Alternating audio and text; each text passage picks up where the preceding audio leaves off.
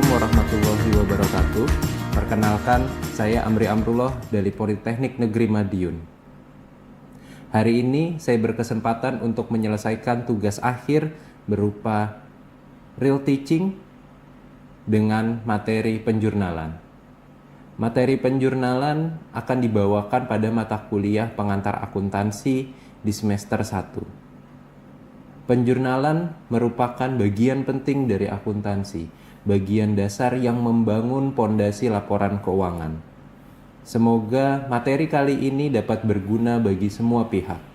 Saya dan para mahasiswa juga pemirsa sekalian yang menonton melalui kanal YouTube.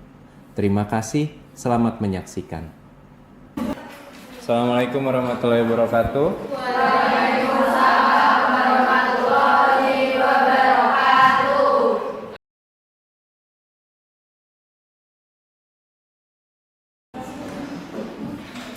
Silakan dipimpin berdoa Mbak Ganesh. Sebelum mulai pelajaran, mari kita berdoa masing-masing.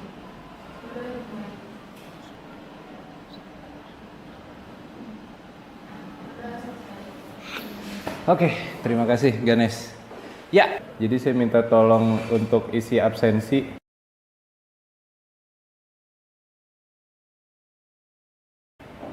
Kelihatan nggak ya? Bisa nggak kalian scan? Bisa ya? Nggak usah sama saya nih di foto. Saya lewat dulu deh. Pernah bertransaksi nggak? Oh, pastinya ya, pasti pernah bertransaksi. Oh, dari tadi wheel of name-nya nggak kelihatan tuh. Transaksi. Artilah transaksi. Di, pernah melakukan transaksi apa, Di? Sabu? Oh enggak ya, sudah bisa diketahui itu ya sampai. Transaksi itu apa, Di?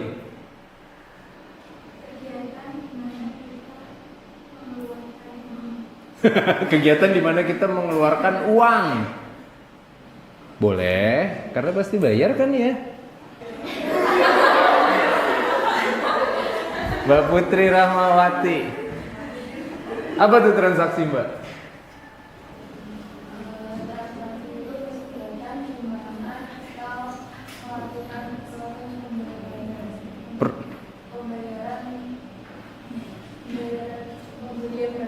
Pembayaran pembelian barang. Oke, balik lagi. Uangnya keluar lagi ya. Iya, transaksi bayar gitu ya. Ada yang kita dapat nggak? Ada. Apa tuh yang kita dapat? Masa cuma barang? Jasa. Intinya transaksi itu apa? Proses pertukaran. Bertransaksi barang atau jasa. Udah tahu kan?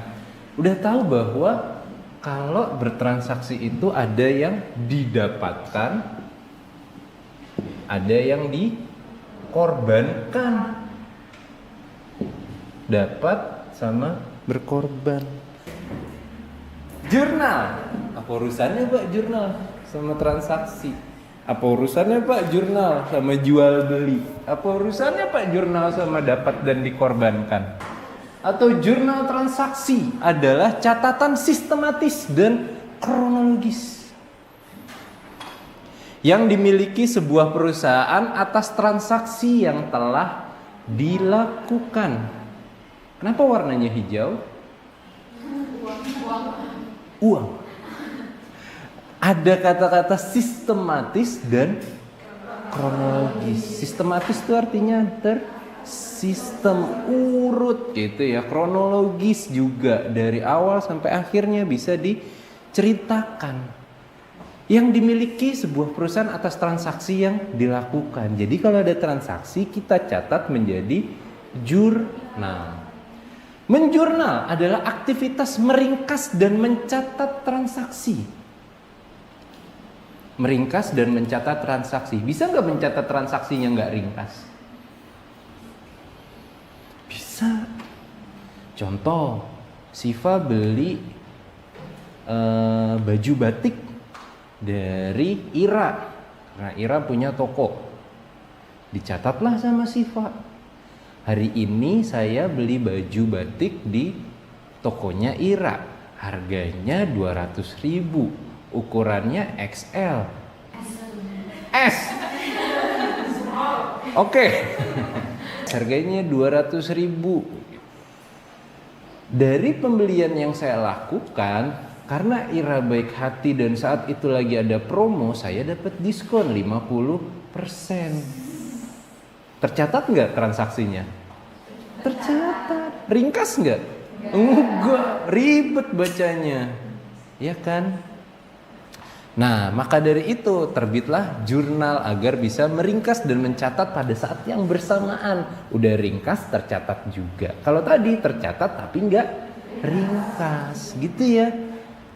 Secara kronologis, berserta penjelasan yang diperlukan dalam buku jurnal. Jurnal berfungsi mencatat dan meringkas setiap transaksi yang dilakukan perusahaan. Sedangkan akun dan buku besar berfungsi mencatat transaksi perusahaan menurut jenis transaksinya. Akun dan buku besar jadi sudah dicatat secara ringkas dan kronologis, juga dikelompokkan menurut jenis transaksinya menggunakan yang namanya akun di dalam buku besar. Buku jurnal adalah media yang digunakan untuk mencatat transaksi perusahaan secara ringkas, permanen, dan lengkap serta disusun secara kronologis untuk referensi di masa mendatang. Dicatat apakah untuk hari ini? Ternyata tidak juga bisa untuk hari ini. Mungkin nanti sore pengen lihat-lihat catatannya, tapi secara garis besar digunakan untuk masa depan. Saat kita butuh tahu apa aja transaksi yang kita lakukan beberapa hari sebelumnya, tahun sebelumnya, itu kita bisa buka jurnalnya. Untuk kepentingan apa tuh biasanya kita harus tahu transaksi yang sudah pernah terjadi?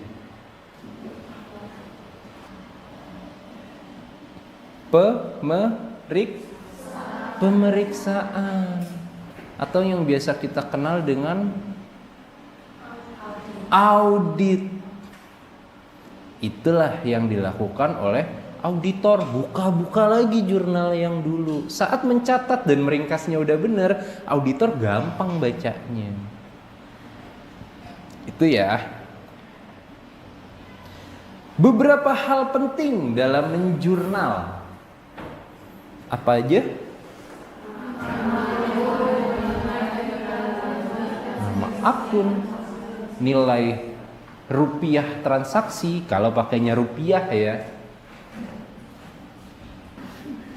Nilai rupiah transaksi, tanggal transaksi, sama deskripsi singkat transaksi dan kode akun. Ingat, ada yang didapat, ada yang intinya kayak gitu. Aset. Sebelum sampai sini,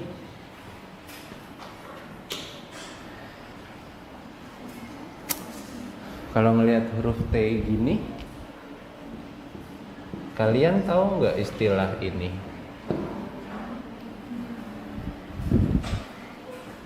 Neraca. Neraca, apa tuh neraca? Neraca itu adalah hukuman bagi orang-orang yang berdosa di dunia, Bapak. Oh, itu neraka. Neraca. Apa sih artinya neraca?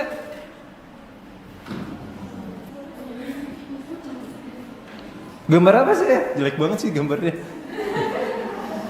Tapi oke lah. Gambar apa tuh? Timbangan. Neraca itu secara bahasa artinya adalah timbangan.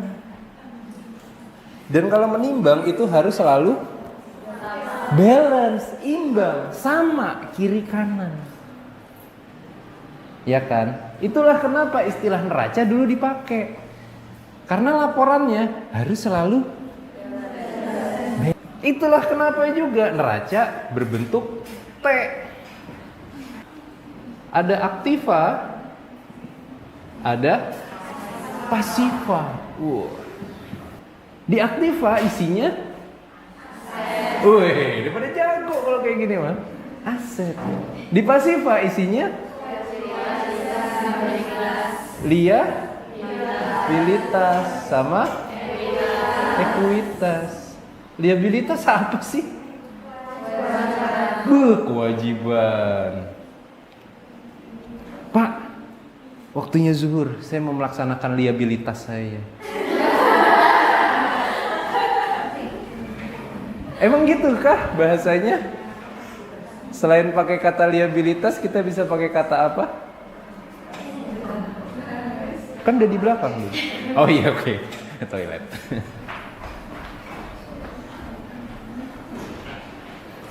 Selain liabilitas, kita biasa pakai kata-kata apa? Utang. Liabilitas is mean hutang. Sebenarnya hutang pakai H atau enggak ya? Iya, ternyata menurut KBBI hutang itu enggak pakai H. Jadi tulisannya utang.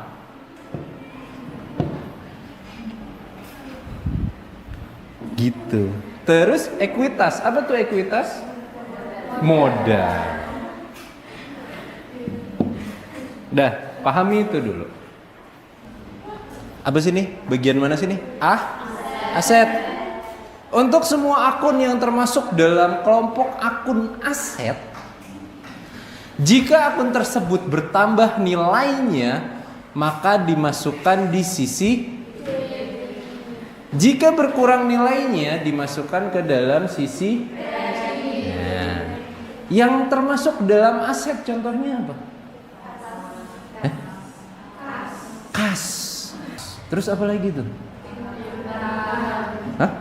Piutang. Oke, bisa masuk piutang. Apa lagi tuh? Persediaan, perlengkapan. Macam-macam ya. Tahu nggak aset itu dikelompokkan? Berdasar apa? Jenis kelamin? Enggak. Umur bukan, hobi enggak. Berdasar apa tuh? Berdasar bentuk dan sifatnya. Berdasar bentuk, ada yang terlihat, ada yang tidak terlihat. Kalau yang terlihat gampang lah ya, meja, kursi, itu apa, proyektor, laptop. Terus apa lagi? Ya macam-macam lah. Pokoknya yang terlihat. Gimana dengan yang tidak terlihat? Gimana tahu? Piutang. Tidak terlihat dia piutangnya. Apalagi?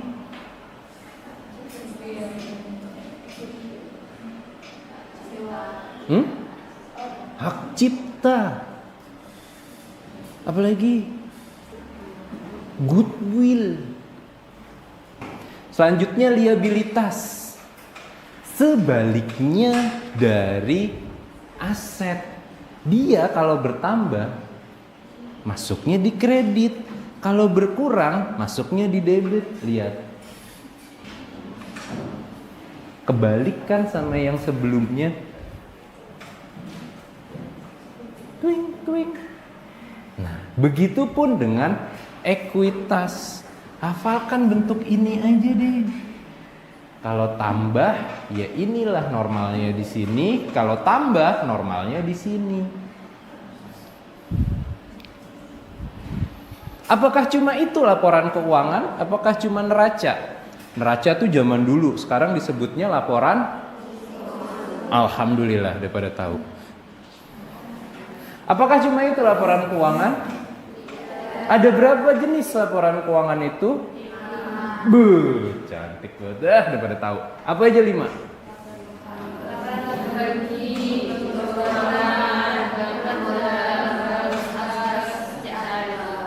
Selain itu pasti tadi ada laba rugi. Laba rugi isinya pendapatan dan beban. Kalau pendapatan, kalau dapat, kalau nambah masuk di kredit, kalau berkurang masuk di debit. Kalau beban nambah masuk di debit, kurang masuk di kredit. Gitu ya. Hafal? Susah.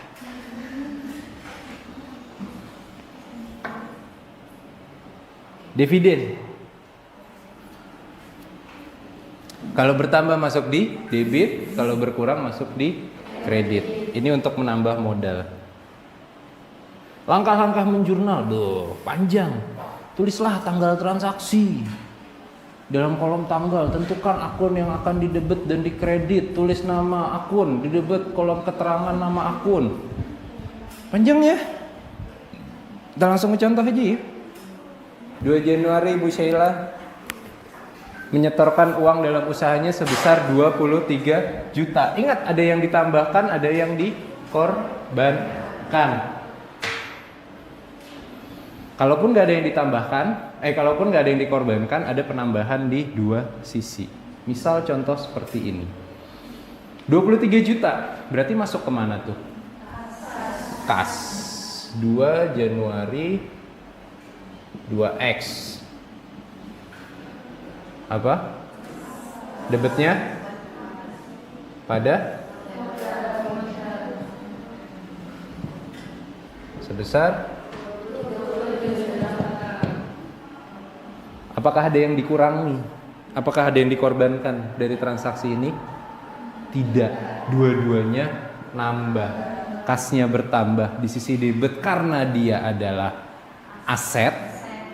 Modalnya bertambah di sisi kredit karena dia adalah ekuitas pasiva. Oke. Biasanya akan ada keterangan di bawahnya. Modal awal. Catatannya ringkas? Ringkas. Ada nama akun? Ada. Kode akun yang nggak ada. Kode akun tinggal biasa tulis di sebelah kirinya. Karena ini kita belajar manual, nggak usah pakai kode akun dulu, nggak apa-apa ya. Tanggal ada, berarti akan tercatat secara sistematis dan kronologis. Gitu. Dah, selesai satu transaksi. Lanjut. Transaksi kedua. Ada apa di sana?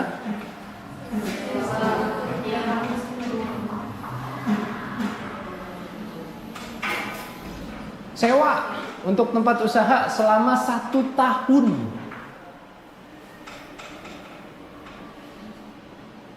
Tanggal berapa?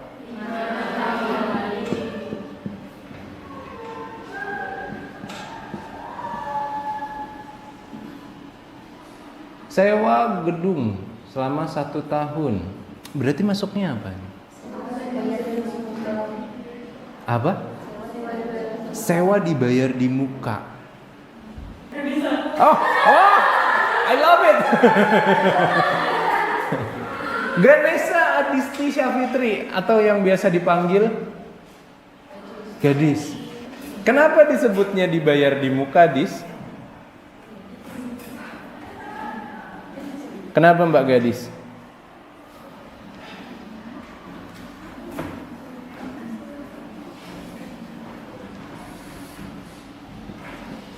Sewa dibayar di muka pada kas. Berapa?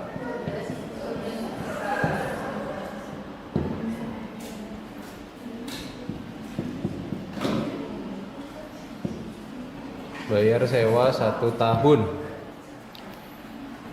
Kenapa disebutnya dibayar di muka, Dis? Biar di muka mak pelok gitu.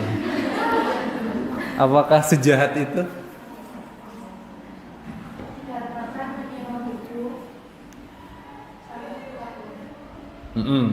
Menyewa gedung selama 1 tahun. Terus dibayarkannya pada awal bulan apa awal tahun?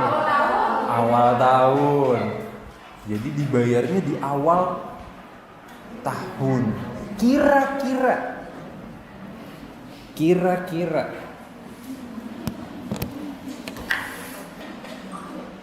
Oh, langsung aja. Ya udah langsung deh. Ani Zubaidah. Yang mana yang namanya Ani Zubaidah? Bener kamu kan ya? Oke, Mbak Ani. Sewa dibayar di muka itu masuknya kemana sih? ke aktiva, pasiva. Aktivanya sebelah mana atau pasifanya sebelah mana? Atau masuk ke pendapatan atau masuk ke beban? Pilihannya banyak banget ya.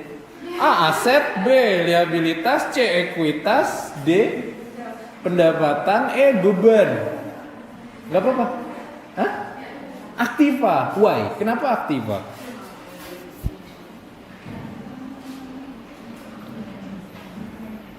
Karena kenapa Mbak Ani? Mau dijawab atau pas? Pas, oke. Mbak Ani pas. Mbak Ani silakan tunjuk temennya. Enggak ada yang nunjuk kamu kok, Novika. Aulia. Hah? Aulia, mana Aulia? Oh ya Allah sebelah. Oke, kira-kira Aulia. Kira-kira ya. Enggak, bentar dulu. Kira-kira Ani punya dendam apa ke kamu? Kenapa? Kira-kira kenapa dia masuknya ke aktiva, ke aset?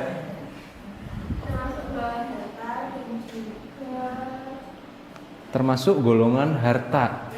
Oke. Termasuk golongan harta. Good, bagus. Ya, dua-duanya benar ya. Masuknya aset. Iya, betul. Dan dibilang masuk ke golongan harta. Bayarnya selama berapa tahun?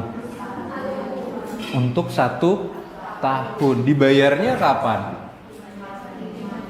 Dia punya hak untuk pakai gedungnya selama berapa lama? 1 tahun. Dia punya hak. Hak itu kita bisa artikan sebagai harta. Asetnya dia selama 1 tahun ke depan dia berhak menggunakan gedungnya. Oke, makasih semuanya udah bantu saya ya. Cukup sekian saya akhiri. Wabillahi taufiq wal hidayah. Wassalamualaikum warahmatullahi wabarakatuh.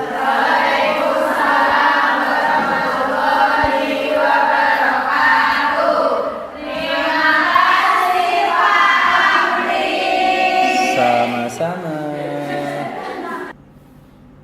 Demikianlah video real teaching dari saya. Semoga materi penjurnalan yang telah diajarkan dapat berguna bagi semua pihak. Insya Allah kita akan bertemu lagi di kesempatan mendatang. Terima kasih, saya akhiri. Wabillahi taufiq wal hidayah. Wassalamualaikum warahmatullahi wabarakatuh.